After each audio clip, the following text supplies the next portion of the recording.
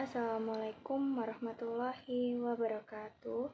Perkenalkan, nama saya Putri Karunajati dengan NPM 21024010048 dari kelas A024 Program Studi Agribisnis.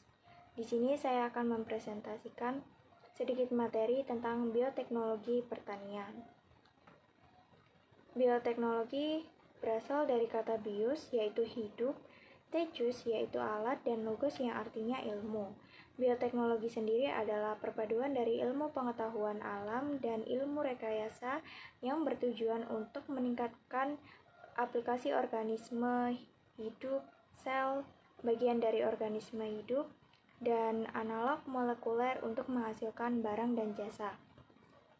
Pertanian adalah suatu jenis kegiatan produksi yang berlandaskan pada proses pertumbuhan dari tumbuhan dan hewan dalam rangka untuk memenuhi kebutuhan konsumsi.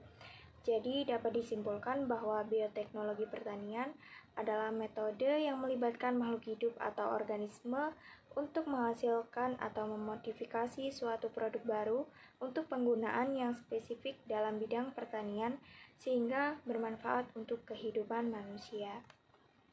Macam-macam dari bioteknologi pertanian ada dua, yaitu bioteknologi konvensional dan bioteknologi modern.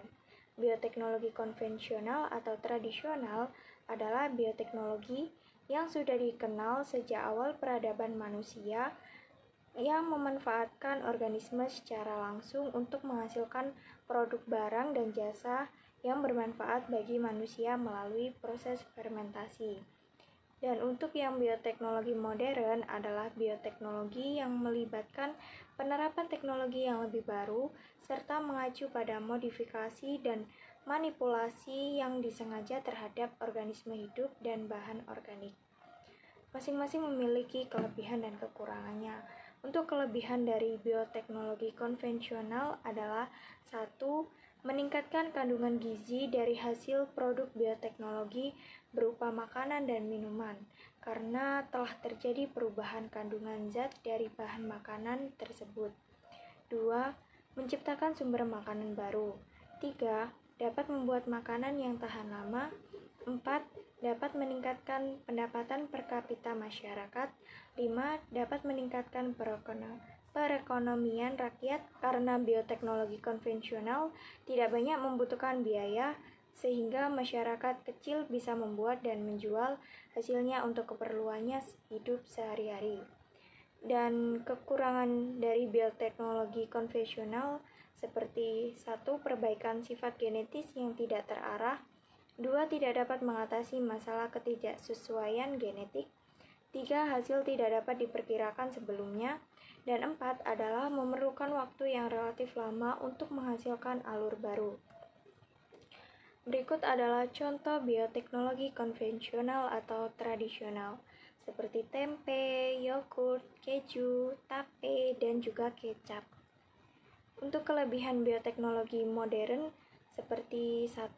Dalam bidang pertanian dan peternakan, yaitu mampu menciptakan bibit unggul yang dapat memberikan produk bermutu tinggi secara kualitas dan kuantitas.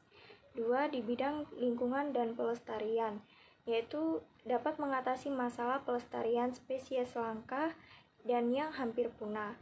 Dengan teknologi transfer inti, hewan dan tumbuhan langka dapat dilestarikan. 3. Di bidang kesehatan, mampu menciptakan produk obat untuk penyakit tertentu, seperti penyakit kelainan genetis dengan terapi gen, hormon insulin, antibiotik, antibodi, monoklonal, dan juga vaksin. 4. Di bidang industri, yaitu mampu menciptakan pemberantas hama secara biologis seperti gen Bacillus thuringiensis disisipkan pada tanaman sehingga menghasilkan tanaman yang anti hama. Dan untuk yang kelima adalah di bidang pertambangan, yaitu mampu melakukan pengolahan biji besi, contohnya bakteri Thiobacillus peroxidans untuk memisahkan logam dari bijinya, dan juga dapat membantu manusia dalam mengatasi masalah sumber daya energi, contohnya etanol, dan biogas. Untuk kekurangan dari bioteknologi modern adalah 1. Relatif mahal, 2. Memerlukan kecanggihan teknologi, 3. Pada sebagian orang dapat menimbulkan alergi apabila tidak cocok, 4. Dapat menimbulkan pencemaran genetik di lingkungan, dan yang kelima adalah menimbulkan jenis hama baru. Berikut adalah contoh bioteknologi modern, seperti ada rekayasa genetika dan juga kultur jaringan.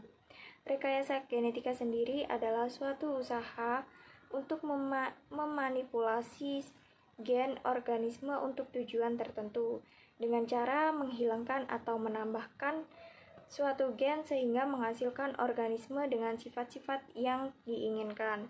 Manfaat dari rekayasa genetika ini adalah meningkatkan kualitas tanaman sehingga tanaman menjadi tahan hama dan juga penyakit, tahan cekaman, kekeringan, tahan kadar garam tinggi, serta meningkatkan kualitas kandungan nutrisi. Dan untuk yang kultur jaringan adalah teknik menumbuhkan tanaman dari bagian tanaman yang dapat berupa sel, jaringan, atau organ yang ditanam dalam media tumbuh dalam kondisi lingkungan yang aseptis sehingga tumbuh menjadi tanaman yang utuh.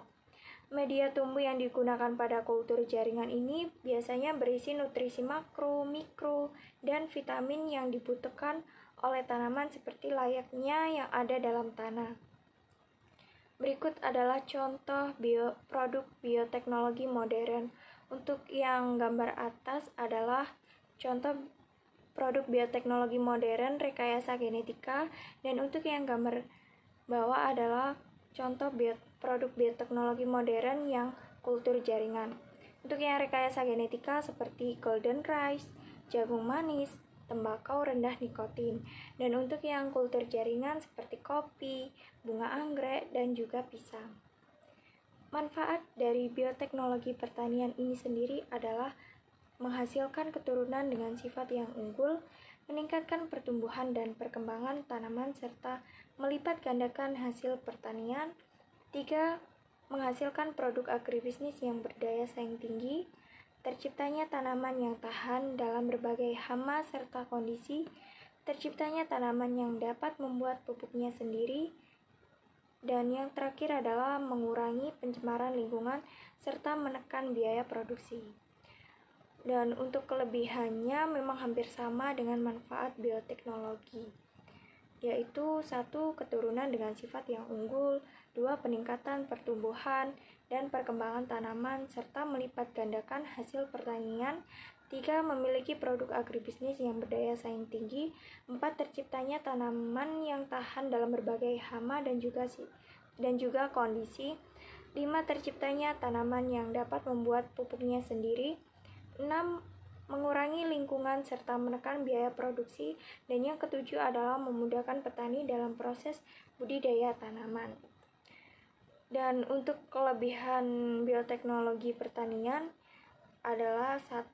Terjadinya silang luar akibat adanya penyebaran polen dari tanaman transgenik ke tanaman lain. 2. Adanya efek kompensasi. 3. Muncul hama target yang tahan terhadap insektisida. 4. Munculnya efek samping terhadap hama non-target. 5. Biaya untuk memuatnya relatif tinggi.